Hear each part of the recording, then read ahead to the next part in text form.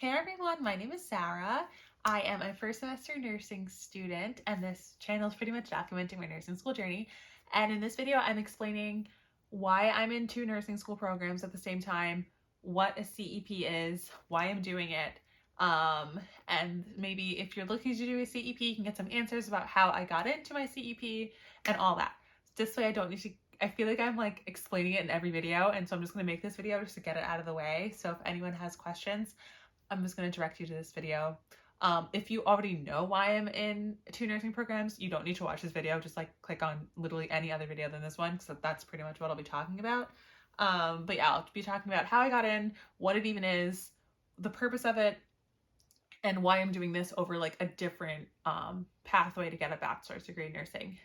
So a CEP is a concurrent enrollment program, and then it's classified under the RN to BSN pathway. So it's an RN to BSN is basically for a registered nurse who already has the RN license, probably via an associate's degree, and is looking to use the credits from the associate degree along with the RN license to gain credits to kind of get like an accelerated like bachelor's.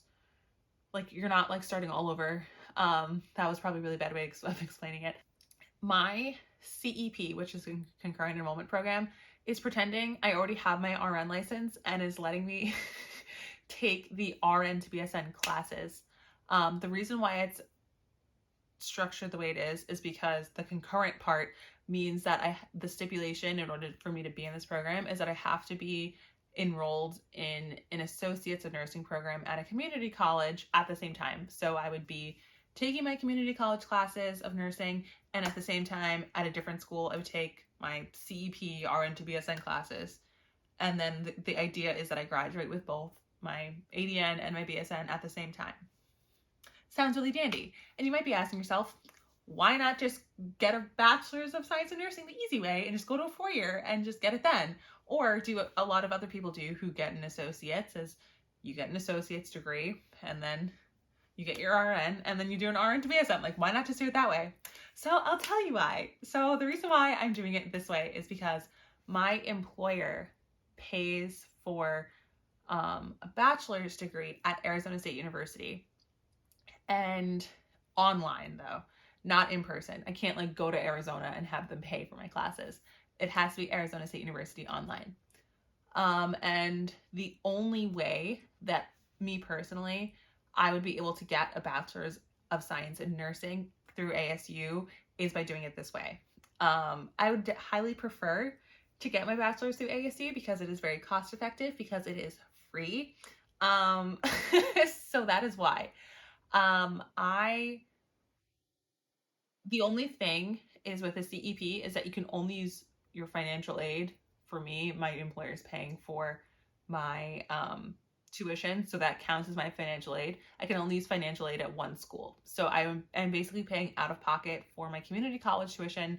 However, my very, very nice boyfriend is paying for it for me. So it is free for me. I don't have to pay anything. I get the girlfriend scholarship.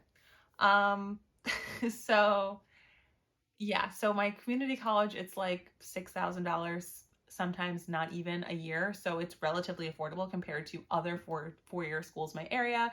They can be $15,000, $40,000 and up. I would prefer to not do that. So if my whole degree costs $12,000 or less, I'm good with that without having to take out loans. So that's why I'm doing it that way. So some companies will pay. I think Uber does it. I know the military does it. I know Starbucks does it through ASU specifically. You may be able to find a company that will cover tuition or reimburse tuition. So I would definitely look into CEP programs if that sounds like it's up your alley. Just know that for me, it works because the timing with getting into my community college nursing program worked out. So I basically had 2 years before I started the nursing program that I'm in right now. So in those 2 years, I took all of the non-nursing classes that I would need for either degree. So at this point, I literally have just one class that is non-nursing that I need to take between now and graduation.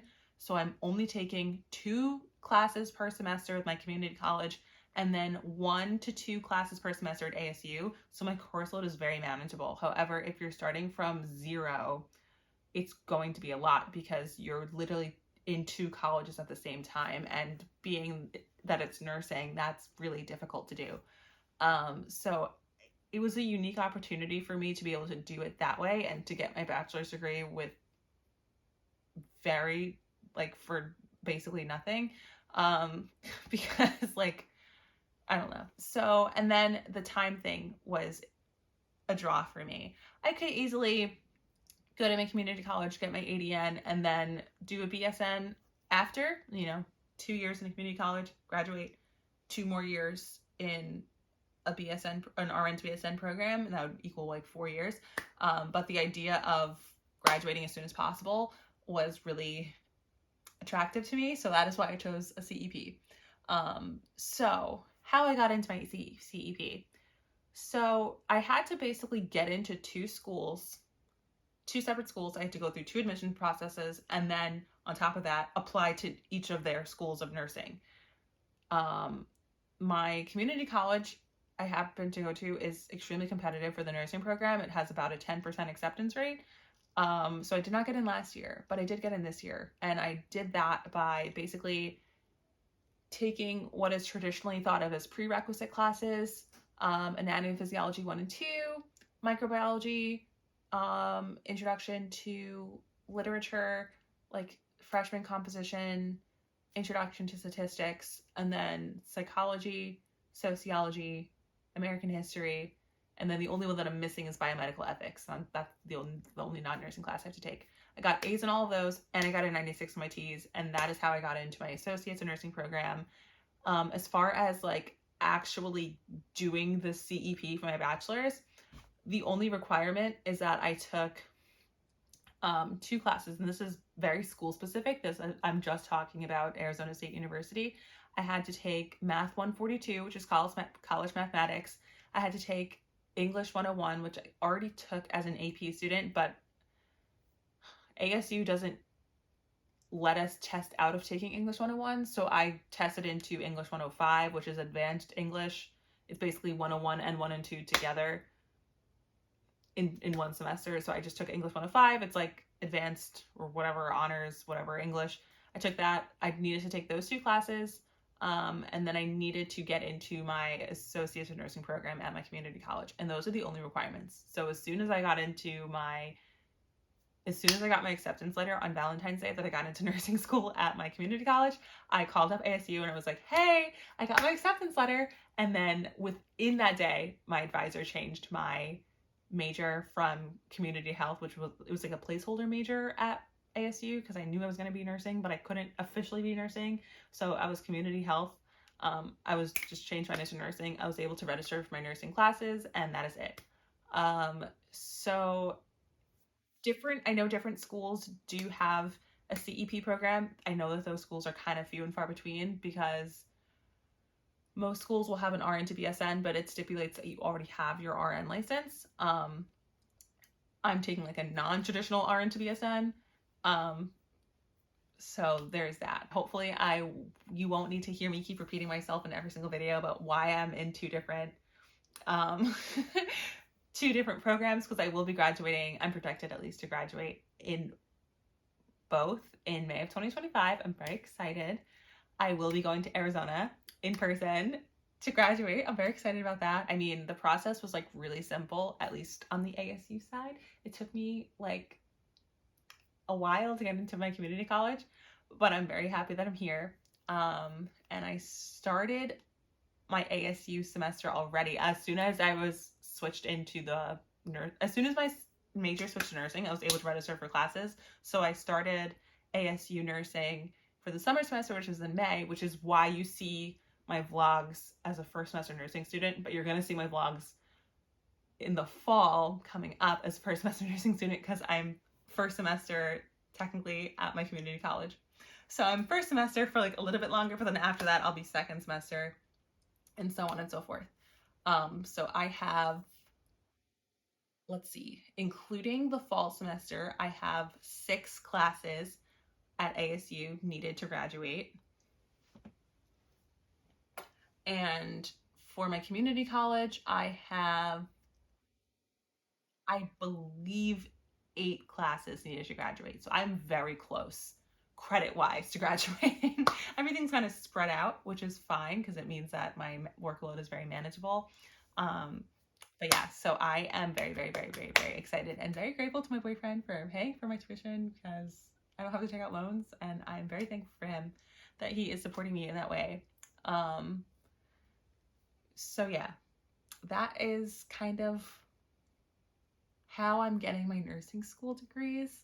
If anything happens, I mean, I can just drop ASU and just finish my associates, do an RN-BSN later, pick it up later. I don't really foresee that happening just because I'm only taking like 1 class per semester with ASU, so it really won't add to my workload that much. Maybe 2 classes, but it really shouldn't be that difficult. And I am an honor student at ASU, and the work is pretty much the same. So my honors distinction doesn't really make a difference with my workload. So, yeah, that's it. I mean, as far as staying in good standing with my CEP, I obviously have to pass my classes. I have to pass both my ADN and my BSN classes to be in good standing for my BSN. I feel like that's obvious, but I just wanted to mention that just in case. And if I pause a semester at my community college, that means I also have to pause a semester at ASU just because they want me to graduate with both at the same time. That part is like very important, that I don't graduate like one before the other. So yeah, that's pretty much it. I am very lucky to have this opportunity. I'm very thankful to my job for paying for my tuition for ASU. So that's not as much of a barrier for me. If you're looking for companies that do that, I'm pretty sure Uber does it. Starbucks does it. Starbucks is, you have to work for them for 6 months, and then I think you just need like a certain amount of hours. But if you work for Starbucks, you can check with your store manager about that, and they will like connect you to the right resources. If they don't know, they probably will, but you know, you can check with them. Yeah, so that is pretty much it. I mean, so far my CEP has been going great because I have only been doing the ASU classes with it. I've taken the Art of Nursing, which is Nursing 460, and I've taken Health Promotion Throughout the Lifespan, which is Nursing 492. I also took, this was like a nursing related class. It was TWC 362, which was Writing for the Healthcare Professional. I hated that class. I didn't hate the class. I thought the professor was an unfair grader, but it's okay. So if you're an ASU student, just beware, check Rate My Professor before you sign up for a class. For that class specifically, the Writing for the Healthcare Professional, just check Rate My Professor. If you really care about your grade, otherwise, if you don't care about your grade, you're just trying to pass, you should be fine. I'm the type of person that really prefers to get A's, so it was very stressful. But other than that, hello, it is me. I got to the end of the video and realized it just cut off. I don't know how that happened. But yeah, this is my outro. Thank you so much for watching to the end of the video. If you have any questions, please write them in the comments and I will respond. If you want to see my face again, consider subscribing, I guess, maybe. And I will see you next time. Bye.